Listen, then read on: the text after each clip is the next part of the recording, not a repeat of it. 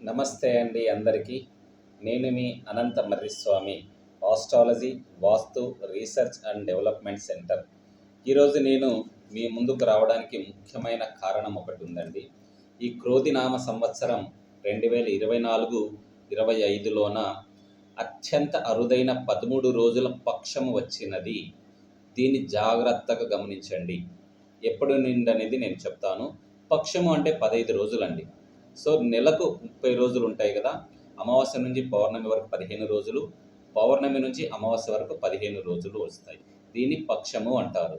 So అమావాస్య నుండి మనకు పౌర్ణమి వరకు శుక్లపక్షం ఉంటుంది, పౌర్ణమి నుండి అమావాస్య వరకు కృష్ణపక్షం ఉంటుంది. సో ఈ అత్యంత అరుదైన 13 రోజుల పక్షము జూన్ 22, 2024 నుండి జూలై 5, 2024 వరకు ఉంటుంది. ఈ 13 రోజులు చాలా జాగ్రత్తగా ఉండాలి.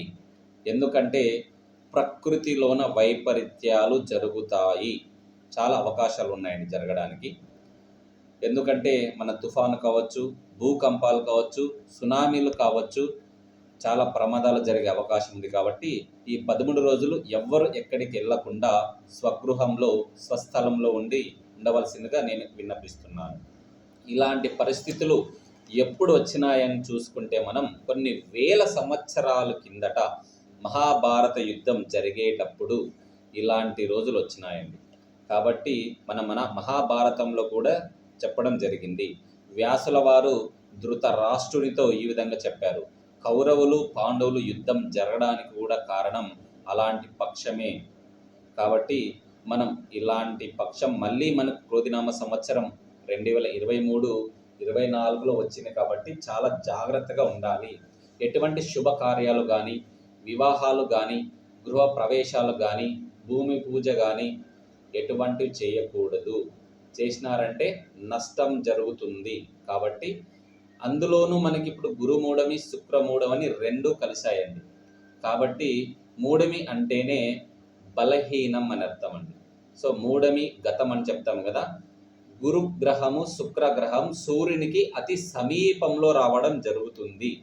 కాబట్టి భూమికి అనేది బలం ఉండదు, చాలా బలహీన పడుతుంది. కాబట్టి ఎటువంటి శుభకార్యాలు చేయకూడదు. మన వివాహాలు కావచ్చు, గృహప్రవేశాలు కావచ్చు, ఎటువంటి శుభకార్యాలు చేయడానికి వీల్లేదు అండి. ఓకే, ఆపే పనులు మన చేతులు ఉంటాయి. కాబట్టి ఆపుకొని మనం ముందుకు చేసుకుంటే చాలా బాగుంటుంది.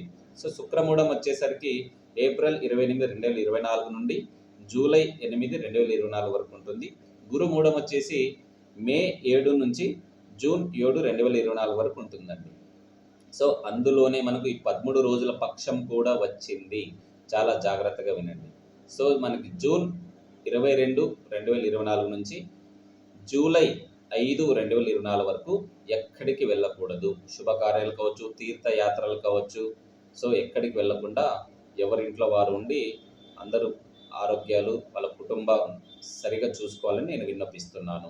ఈ ఇన్ఫర్మేషన్ మీకు నచ్చితే షేర్ చేయండి, లైక్ చేయండి, సబ్స్క్రైబ్ చేయండి. థ్యాంక్ యూ అండి. Thank you so much.